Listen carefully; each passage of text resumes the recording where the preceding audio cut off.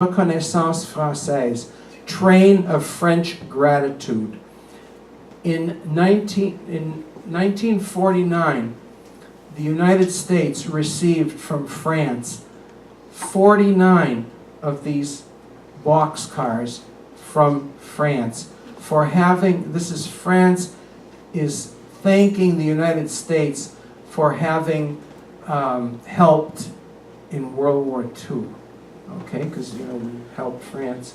Because France helped us. Don't forget that if it were not for the French helping the revolutionaries in the American Revolution, chances are this country would not have won against England. So the United States paid France back many times. But France sent over these boxcars on a ship filled with all kinds of treasures, art treasures, and children made projects, making drawings and things of maybe their village or costumes and things like that for children here. And dignitaries like my grandfather, president of the ACA, he received a Chinese vase that came on this, which I inherited. Now I have that today.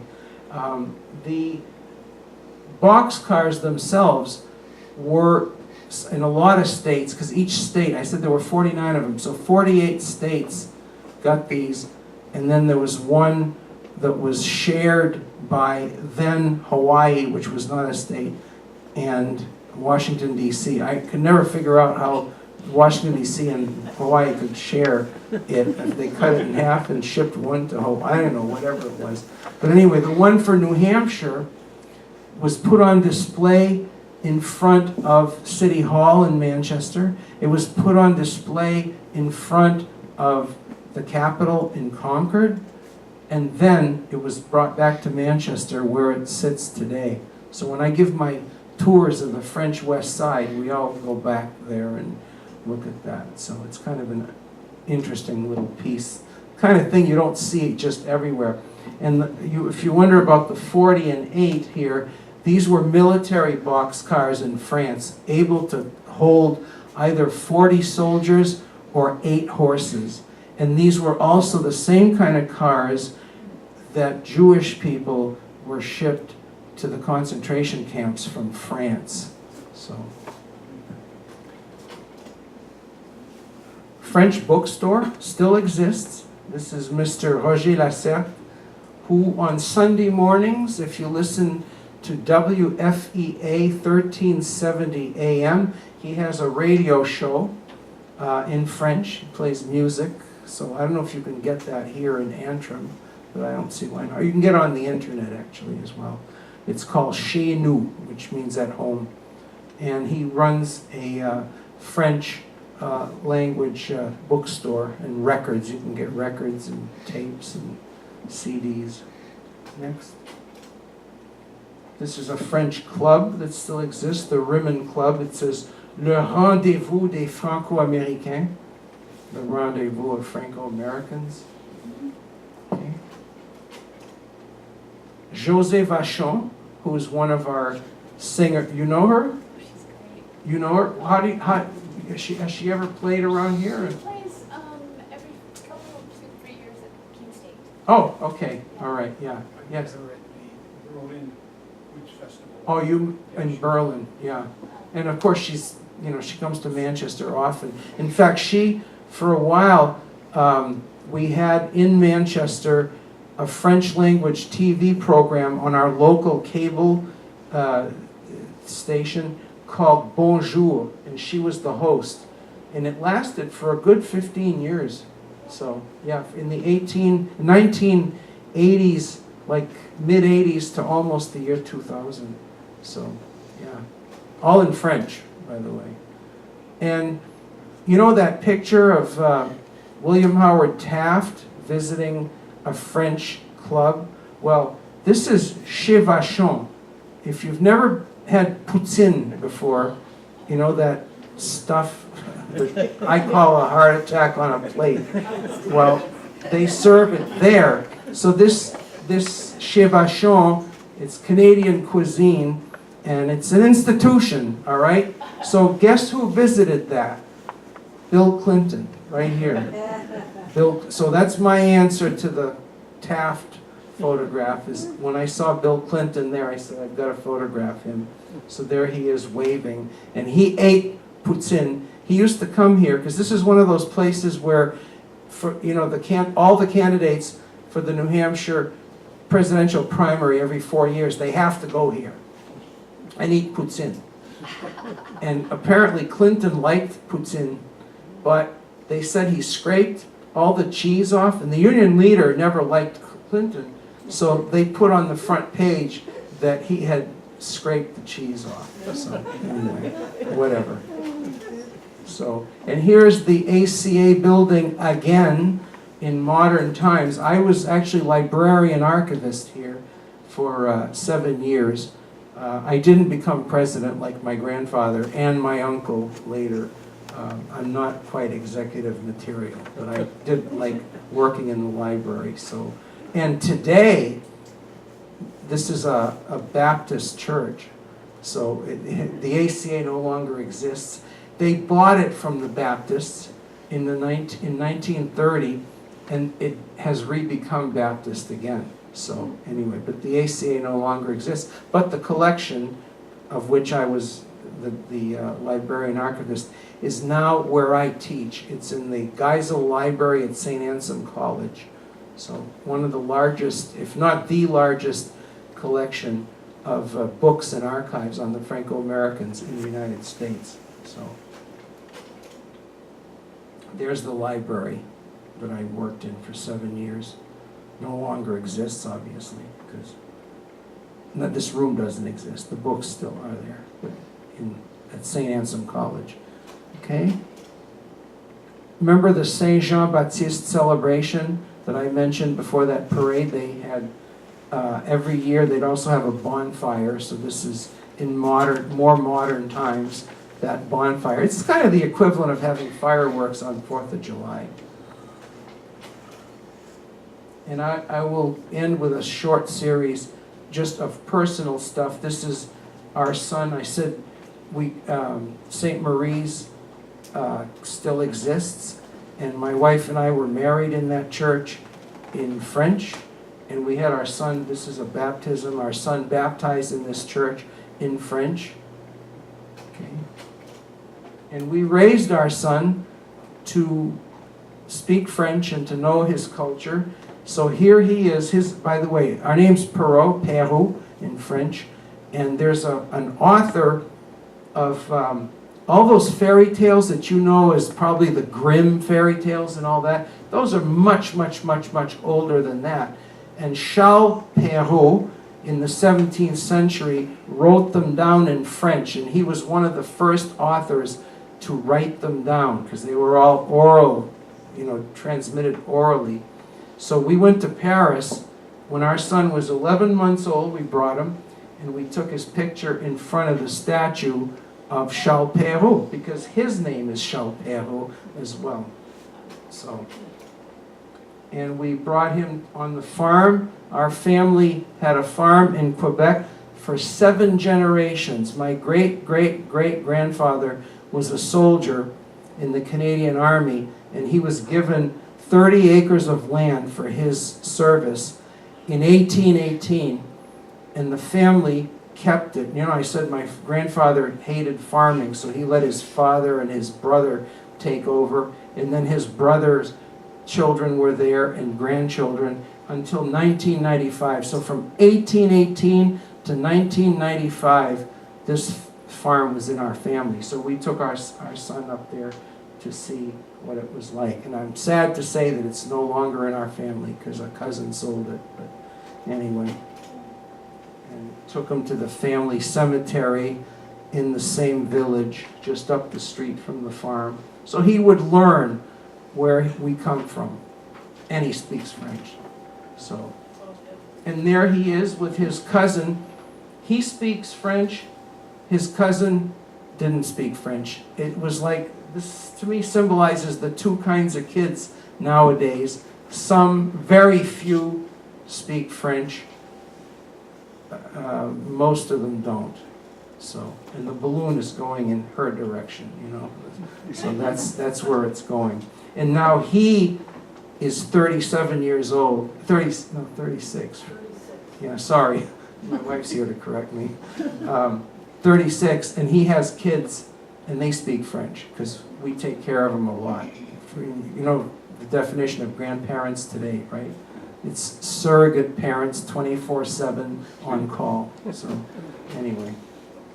And there he is with the statue again, because we brought him to Paris when he was 18. At the end of his freshman year in college, he was on the dean's list, and he said, you know, it's torture, it's child abuse is what it was, to take a child 11 months old and bring him to Paris and photograph him like this, and he doesn't even remember. So you're going to take me and you're going to pay for my trip.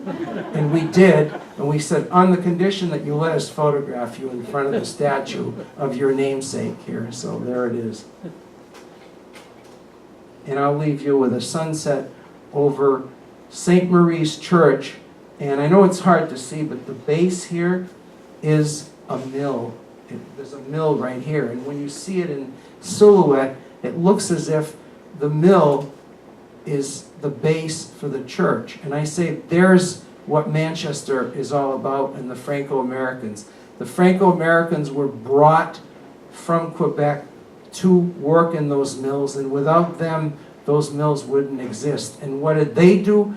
In turn, the mills were their foundation, but then they built churches and other institutions to save their language and their culture. So we've done sort of a good job. But anyway, and with that, I'll leave you. And I'll entertain questions. I have a question. Yeah.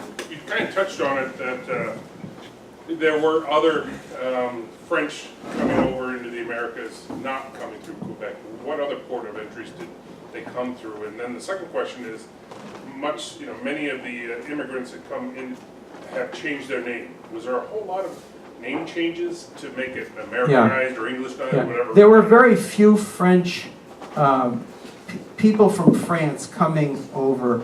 I mean, the people who came from France came to New France in the 17th century.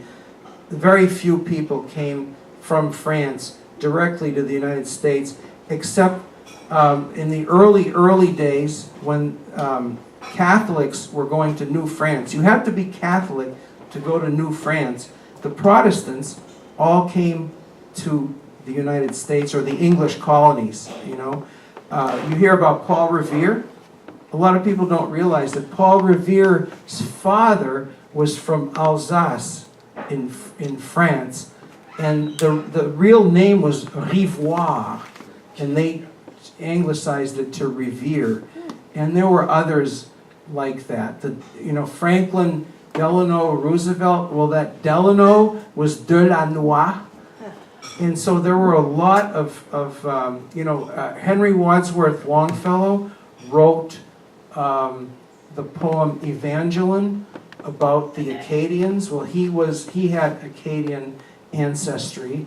And so that you could name a lot of, American Yankee Protestants who were of French origin. The Huguenots, who were the French Protestants, were not allowed to go to French Canada because that was Catholic. So they'd come to what was the United States. So, and your other question was changing names. Yeah, you hear that a lot. People who study genealogy know more about this than I do. But I know for a fact, for example, like Leblanc would be white, because it means the white, so white. And other names, Pelletier they changed that to Pelkey. People with my name, Perreault, would be called Perry, or they do whatever made them sound. This went on everywhere. The Greeks, the Greeks and Polish especially, because they had names that were, 15 letters and you couldn't pronounce them, so they would. Well, that's why I asked. I spent a week in Belgium French, Yeah, and I couldn't understand a word anybody was saying, number one. But two, if it was spelled out, you could get it. But yeah, just the long, drawn-out Well- names were really tough. yeah, well, yes, In the War of 1812 period, the disputed land, we run into relatives and such, and like Greenwood. yeah. And Beauvais. Boivin, yeah, Greenwood, Boivin. They would translate Courtemanche. directly short sleeve, courte de manche, short sleeve. And those were literal translations, but sometimes they would just shorten the name, it would abbreviate the name, it would depend. T-A-T-R-O. Yeah, I've known some Tétros, T-A-T-R-O, it's T-E-T-R-E-A-U-L-T or A-U-L-T, whatever, so. Must make genealogy really Genealogy hard. is not the easiest, it's fun, but it's not the easiest thing, yes. I've been doing genealogy for quite a while, and 25 years or so. My last name is Sweeney, and I always thought it was Irish, and it isn't. It was Chouanier, Choiniere. Oh, well, yeah, I know, with an accent With an grave accent, on the. yeah. Yeah, And it had been Sabourin, Diet Sabourin. yeah, And the names that were changed, they often changed them just, they tried to find names that sounded similar. sometimes yes, but sometimes they were outright translations. I mean, Right. something, to me, as ridiculous as short sleeve, I mean, when you think about it, I mean, there's a guy on, was it channel, whatever it is, 56 or something, Joe Short Sleeve. I can't imagine Yeah. going around the world with a name like, hi, my name is Joe Short Sleeve. It just, I don't know, but it's what they did. The worst one I've ever heard, somebody told me, there was a guy, and you'd have to almost know French to understand this. There was a guy named Magloire Faneuf, who called himself My Glory Makes Nine. Now, I know one person laughing. Faneuf, that's P-H-A-N-E-U-F. Now, that's from the verb faire, which is really F-A-I-T there, and neuf, which means nine. And ma gloire is literally my glory. So his first name is Magloire, and his last name is Faneuf, and he called himself My Glory Makes Nine. So, I like the way you pointed out how much religion provides stability for the community, yeah, because coming from a Polish background that did the same thing for all the immigrants, right. it really stabilized a lot of people and gave them hope. And you kind of pointed that out also. in Right, regard but to there was the also conflict. division among the Poles. If you know anything about the Roman Catholic Church and the Polish National We Catholic didn't Church. talk about that. You didn't talk about that. Well, you know what I had to do, when I was doing interviews with the former Amoskeag workers one day, I was hired for that job because a lot of the French workers were more comfortable speaking French, so I was hired for that. And when I was done that, they said, well, now you can do the other ethnic groups. And I said, well, I don't speak Polish. Well, yeah, but you can get the children of these workers to, be there and maybe interpret for you. Or one day, I'll never forget this, and I was young and naive at the time. I asked, there was a married couple, and they both had their mothers living there. So the two mothers-in-law, living under the same roof with this married couple. And I found out that one of the ladies, the elderly women, was Roman Catholic, and the other one was National Catholic. And I didn't know what that was all about. So I said, could you ask, because neither one of them spoke English, so I asked the daughter, I said, could you ask your mother and your mother-in-law, what's the difference between those two? She says, I could not answer. If I ask that question, she says, I'll never hear the end of it, because the two of them are going to start fighting, and they're just going to keep going and going and going. And so, yeah. But it did provide stability. Oh, yeah, Primarily in yeah, those groups. as long as they weren't living under the same roof. Well, no, you're making. I mean, It did, it did. Yes, I just, quick comment. I've maintained French culture in the degree that we visited Canada, our relatives had parcel farms in Quebec, yeah, and we visited in roughly 1947 to 57, and I in turn went to university in Ottawa, oh, bilingual. yeah, We had a similar experience. Our family came down 1912. okay. 10 of the 13 children. That sounds very, Yeah. quite typical, yeah. 70 hours a week, Yeah. $6.25. Right. a week, and Yeah. then And Wow, I worked in the photo mills as well, in the dye house. uh-huh. Oh, wait, St. Marie, did you go to St. Marie's? No, my wife did, she just escaped there, but, she, I went till she was back. yeah, she may not. She's, you know, I asked her to run the projector for me, because they said I had to hold this microphone. I said, if I get the mic and I can't walk and chew gum at the same time, so I said, if I gotta do that, so, I asked her to help me with this.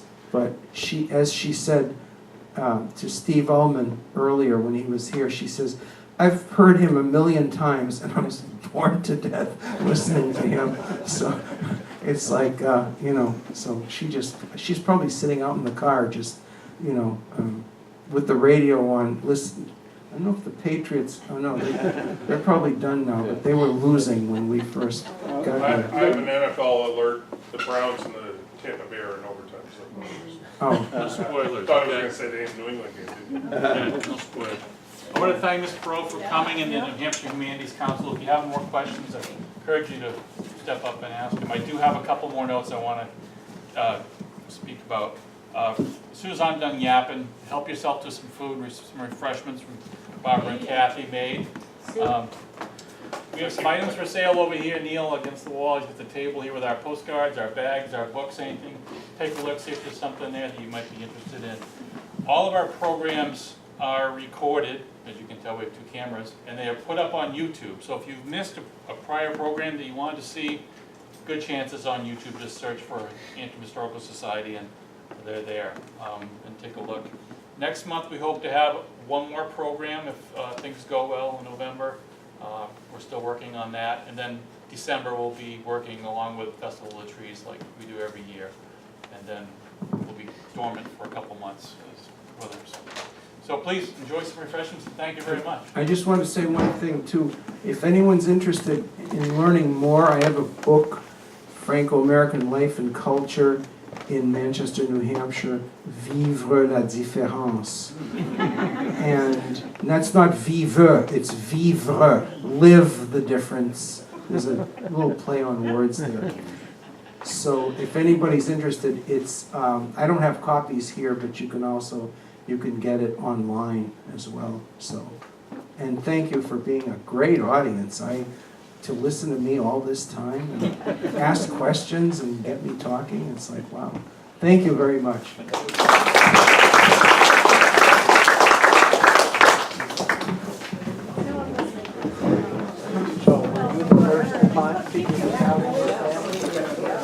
Yes. No.